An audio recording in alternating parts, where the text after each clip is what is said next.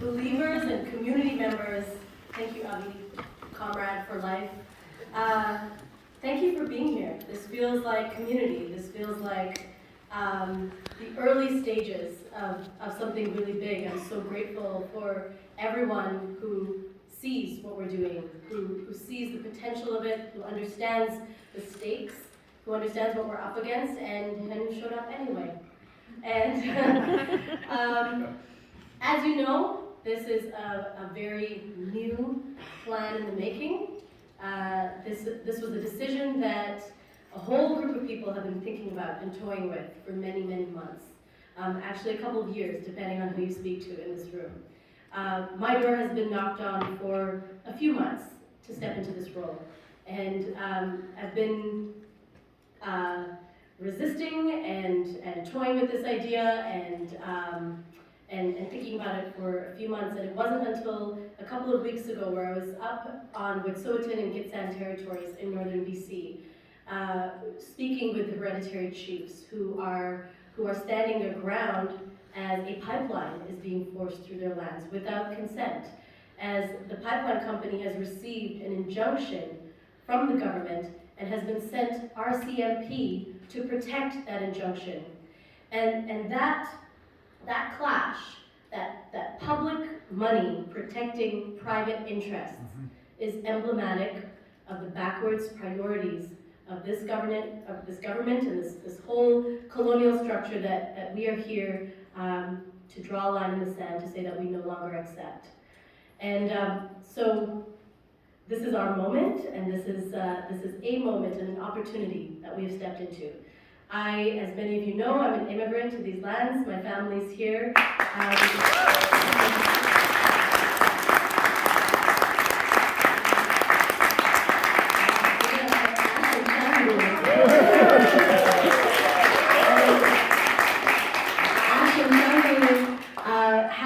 a vision. We didn't have any family in BC.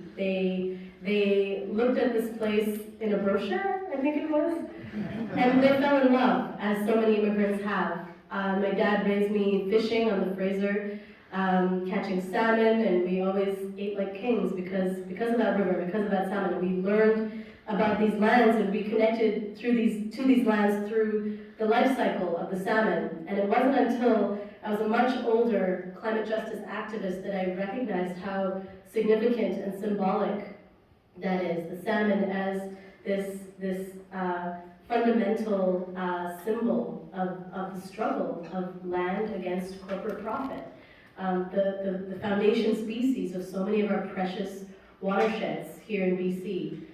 And so that sort of leads me into, when people think of a climate justice activist or a climate activist in general, they see green. And so when we stepped into this leadership race, it was like, okay, there's a green, there's an environmental candidate, and they're going to talk about protecting the environment, and they're going to talk about protecting watersheds and stopping our emissions. And it's true, I'm going to talk about all of those things.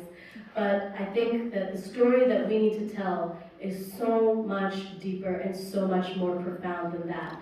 And I know that everyone here in this room believes that and recognizes that. Climate justice is a redistributive project. It is an overarching framework through which we must make every economic decision in this province. And so the story that we're here to tell is the story of the truth. It's the story of how people and the planet have been not prioritized, and it has been industry that has been incentivized and rewarded and allowed to have their way with our economy in decades of colonial rule here in BC, and especially during this current government.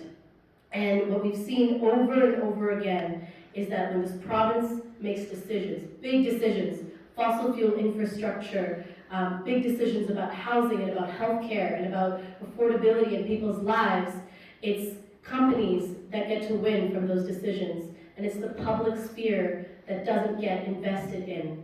And so when we reach this moment, the pandemic over the last 2 years and the economic shocks from the war in Ukraine, we can see this moment as a test.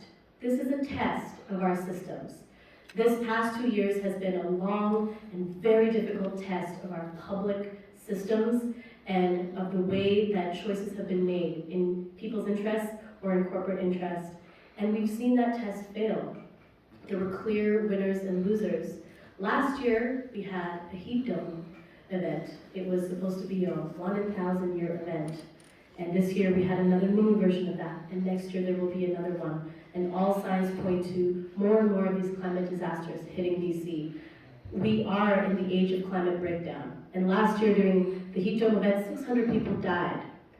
The vast majority, I think 92% of the people who died were seniors, the most vulnerable in our society. We let them fall through the cracks.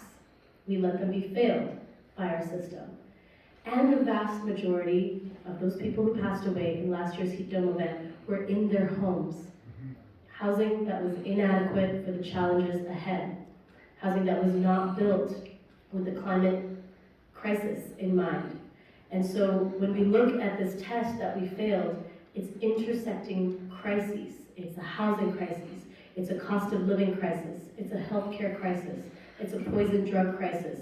These are not individual problems that we need to slot alongside each other.